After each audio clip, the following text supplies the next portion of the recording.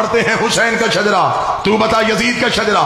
حسین 3 شعبان کو مدینے میں بطول کے گھر قرآن بن کے نازل ہوا۔ یزید شام اور حمص کے درمیانی علاقہ تدمر میں حاکم شام کے گھر عذاب بن کے نازل ہوا۔ یزید کو پیدا ہوتے ہی گھٹی شراب کی دی گئی، حسین نے پیدا ہوتے ہی رسول کی زبان چوسی۔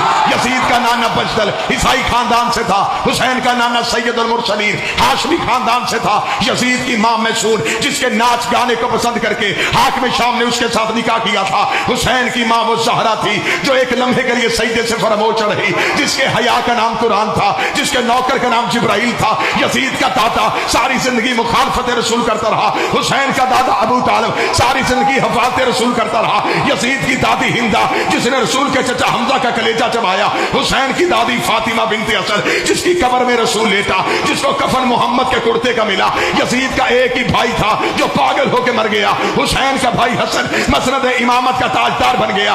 یزید کا شجرہ خبیثہ تھا، حسین کا شجرہ طیبہ تھا۔ یزید فاسق تھا، میرا حسین روزے دار تھا۔ یزید فاجر تھا، حسین نمازی تھا۔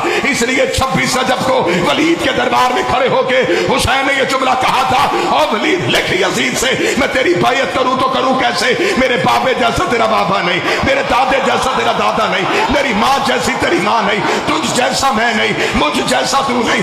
اپنے لاکھوں لے کے تو آ، اپنے 72 لے کے میں آتا ہوں، قیامت تک کے لیے ہر حلال زادے کو یہ کہنے پہ مجبور